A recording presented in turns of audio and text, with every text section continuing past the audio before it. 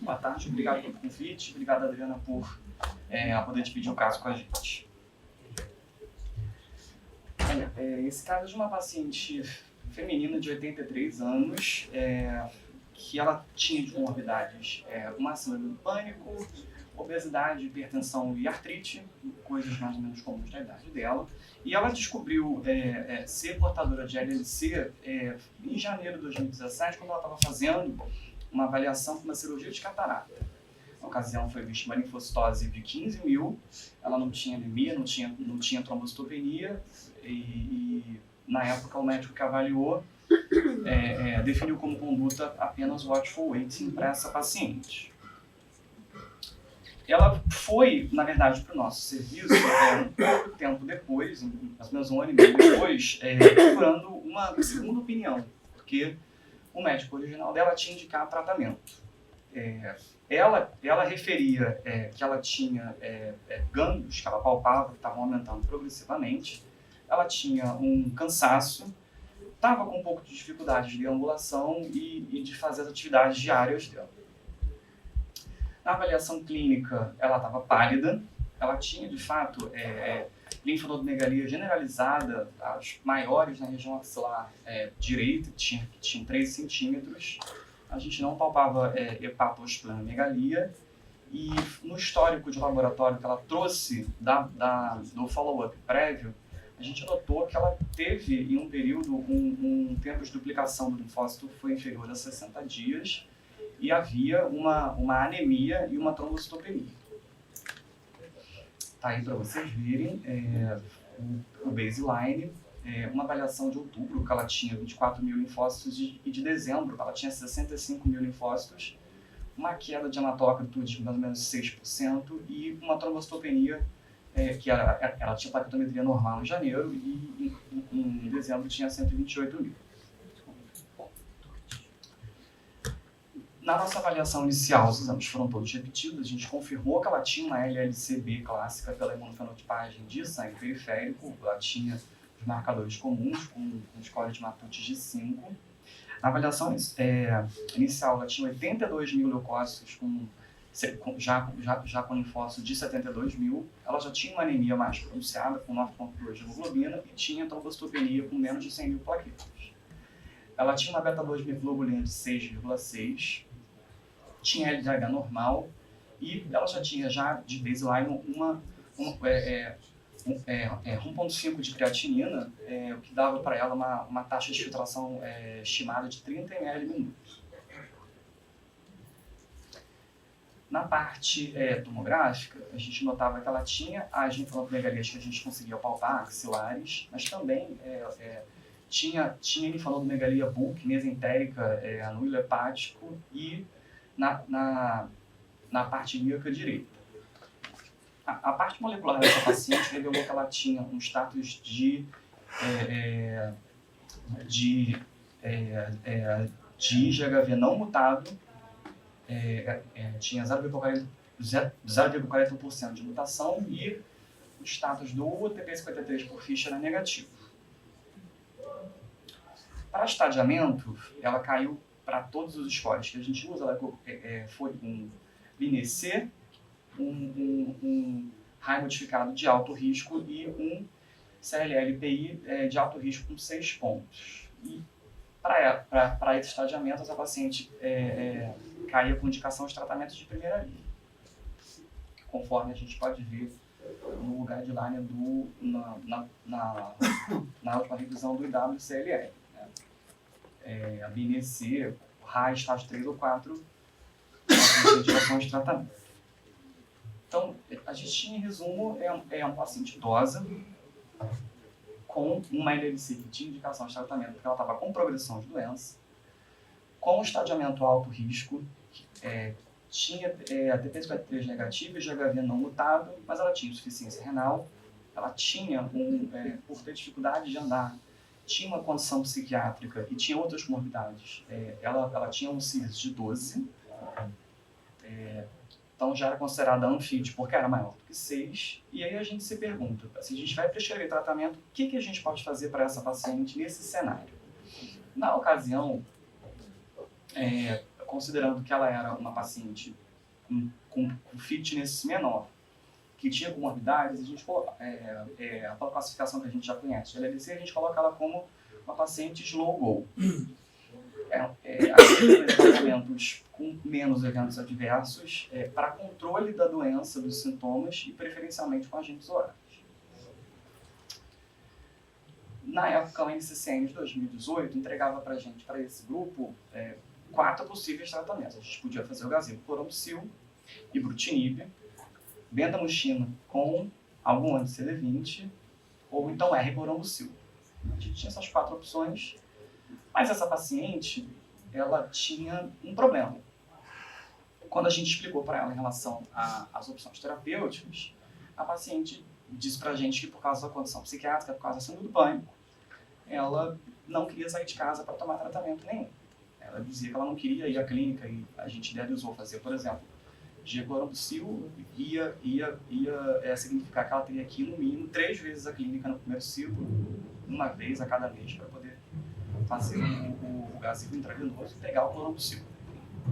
A gente encontrou então um obstáculo para essa paciente. Além do que, para tratamento intravenoso, não obstante que a gente escolhesse, a gente tem que botar um catéter nela e ia significar para fazer o procedimento cirúrgico, que a paciente foi totalmente contra. Diante disso, a gente resolveu olhar para as evidências que a gente tinha na época para poder escolher o tratamento que foi escolhido. Tá? A gente tem o follow-up do CLL-11, que mostra para a gente, nos pacientes de risco intermediário, que é a curva azul, da qual essa paciente fazia parte por ter GHV não mutado, tanto a curva de sobrevida global quanto o nível de progressão é inferior ao paciente de baixo risco, que era o GHV mutado. Ou seja, a quimioterapia para ela, nesse status, entrega um dado de eficácia um pouco menor. A gente tem uma outra publicação com quimioterapia, como o Dr. Fischer falou na aula dele, ele deu vários exemplos, esse é do grupo dinamarquês, que comprova que o desfecho em sobrevida livre de progressão dos pacientes que têm status não mutado, independente do protocolo, ele é pior do que os pacientes que têm GHV mutado. E nós temos o dado oposto do estudo Resonate 2, esse é o gráfico de follow-up mais estendido, que mostra que o status da mutação do GHV, quando o paciente está usando ibrutinib em primeira linha, a princípio ele não muda o prognóstico. Você vê que as curvas em amarelo, está um pouco ruim de ler, mas significa que são os pacientes com status mutado e não mutado usando ibrutinib. Diante dessas 3 evidências, a paciente foi escolhida para fazer o ibrutinib em monoterapia, 420 mg dia, que ela começou em agosto do ano passado. Isso depois que a gente conversou com ela, que ela teria que, pelo menos a cada 2 meses, comparecer para acompanhamento, avaliação laboratorial, e isso ela concordou. Já na primeira visita, a gente já notava que, ao menos as linfonodomegalias que ela tinha, a gente já não conseguia mais palpar, as periféricas. Com 2 meses, a paciente referiu poucos eventos adversos. Ela tinha uma artralgia que a gente considerou grau 2, mas pelo histórico dela de osteoartrite também era muito difícil de saber se era do ibrutinib ou se era da osteoartrite de base. Ela não teve sangramento, ela não teve fibrilação arterial até agora. E já com 2 meses ela começou a melhorar a fadiga da qual ela vinha se queixando e voltou a poder fazer as atividades diárias dela e começou a melhorar a deambulação. Até o momento ela persiste em ibrutinib e a gente vai ver como foi a evolução dela. Essa paciente teve resposta parcial com linfocitose com mais ou menos 3 meses de tratamento. A linfocitose dela ela chegou a 124 mil leucócitos com 112 mil linfócitos. Mas vocês reparem que já com praticamente 1 mês e meio de tratamento, ela já normalizou a plaquetometria e a hemoglobina subiu para mais de 10. E, evolutivamente, apesar dela ter tido essa linfocitose, que é uma coisa que pode acontecer no uso do ibrutinib, logo na avaliação subsequente, a leucometria dela já começou a cair e hoje, na última avaliação dela, que é de julho, e ela mantém 11 mil leucócitos com 6.300 linfócitos, plaqueta normal. A hemoglobina dela acabou não normalizando, mas está estável acima de 10. A beta-2 dela caiu e esses resultados entregam para a gente, para essa paciente, talvez, como ela tolerou muito bem e para nossos objetivos, que era o controle de sintomas com um tratamento que entregasse poucos eventos adversos, dado o perfil que a gente viu dela, a gente fez uma escolha que para ela foi acertada.